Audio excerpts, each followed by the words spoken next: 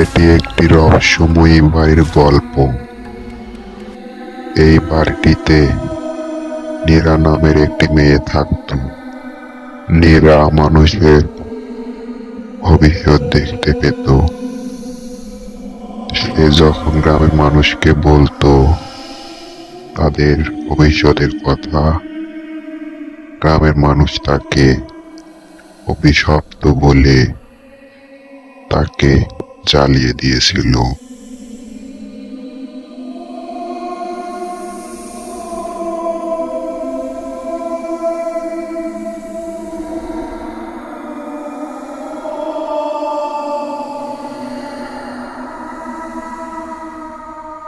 তারপর থেকে এই বাড়িটিতে তার ছায়া দেখা যেত, আর জানালায় দুটি নীল চোখ এসে বেড়াতো। গ্রামের মানুষ দেখে খুবই ভয় পেত। কেউ এই বাড়িতে যেত না, কখনো যেত না, শুধু ভয় পেত। এই বাড়ির আশেপাশে তারা কখনোই আসতো না। হঠাৎ কেউ এলে তাকেও যেতে দিত না। গ্রামবাসী ফিস ফিস করছে, কেউ বাড়িটার দিকে আঙুল দেখাচ্ছে। লোকেরা একে ডাকতো নীল চোখের বাড়ি বলে। বছরের পর বছর কেউ ভেতরে ঢোকেনি, কারণ কেউ বিশ্বাস করত ওখানে কিছু একটা আছে। জানালায় নীল আলো দেখা যেত, ভয়ে কেউ যেত না। দেখা যেত দুটো নীল নীল চোখ।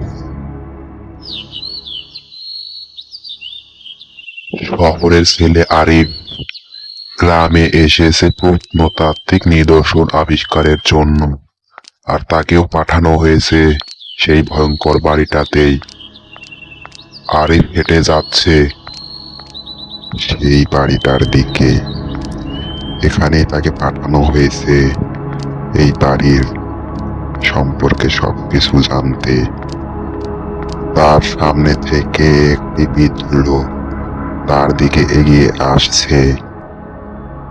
বাবা, ওই বাড়িতে যেও না, ওই বাড়িতে কিছু একটা আছে, তুমি ওদিকে যেও না বাবা। চাচা, ভয় পেলে জীবন চলবে কিভাবে?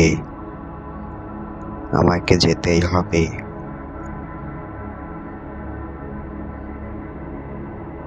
না বাবা, তুমি ওখানে যেও না। ওখানে রাত হলে দুটো নীল নীল চোখ দেখা যায়, ওখানে যেও না। না চাচা, আমাকে যে ওখানে যেতেই হবে। আমাকে কিছু প্রত্নতাত্ত্বিক নিদর্শন আবিষ্কার করার জন্য এখানে পাঠানো হয়েছে, তো আমাকে যেতেই হবে। আরে ভয় পায় না, সে জানে না এই রাত তার জীবন বদলে দেবে। আর এই লোকটার কথা না শুনে সেই বাড়িতে ঢুকে পড়ল।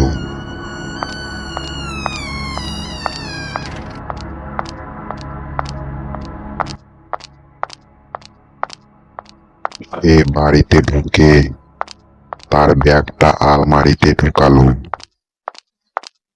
আলমারিতে ব্যাগটা রেখে সে বিশ্রামের জন্য চেয়ারে বসলো।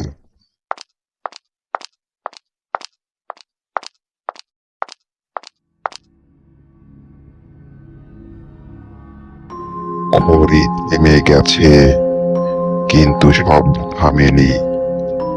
জানালার পাশে কি যেন একটা নড়ে উঠল, কিছু একটা ছায়া মনে হলো। আরিফ একটু ভয় পেল।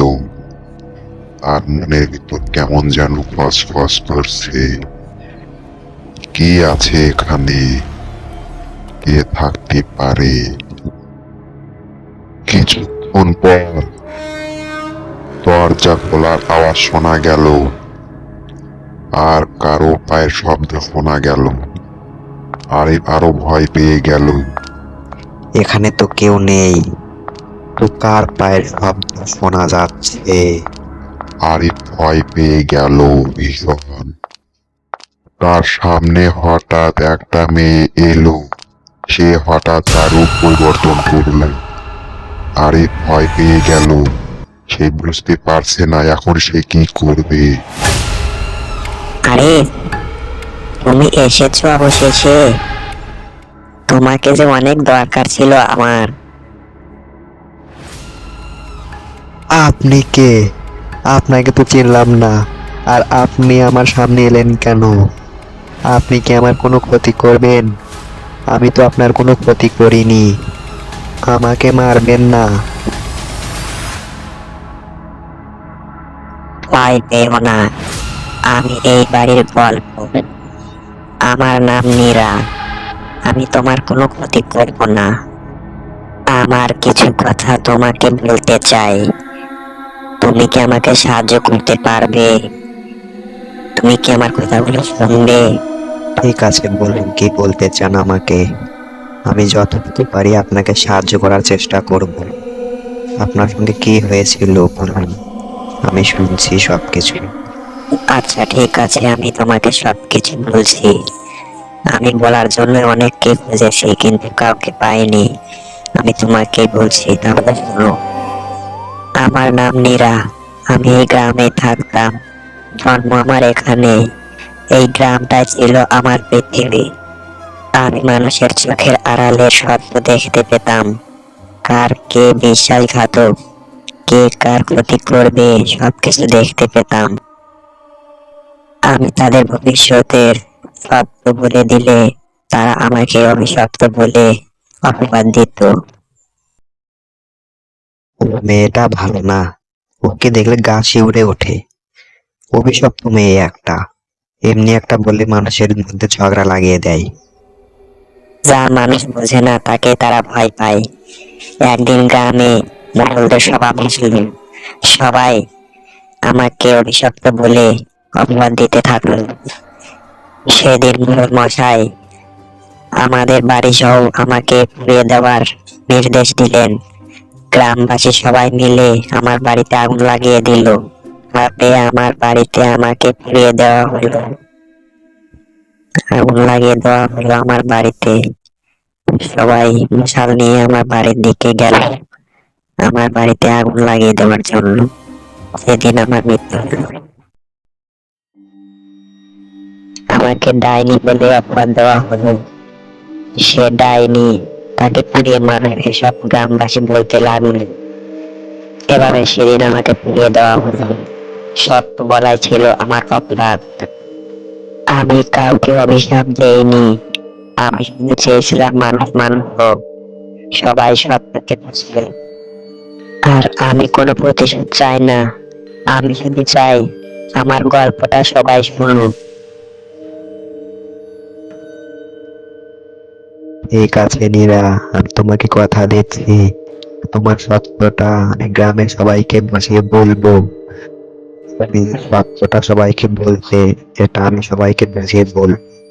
আর আমি তোমাকে মুক্তি দেবো, কথা দিচ্ছি। তুমি ভালো থেকো। আচ্ছা আরে, আমি চলে যাচ্ছি। তুমি আমার সত্যটা গ্রামের সবাইকে বলো। তুমি ভালো থেকো, আমার খেয়াল রেখো। আর আমার সত্যটা গ্রামের সবাইকে বুঝিয়ে বলো। টাটা, বাই, ভালো থেকো।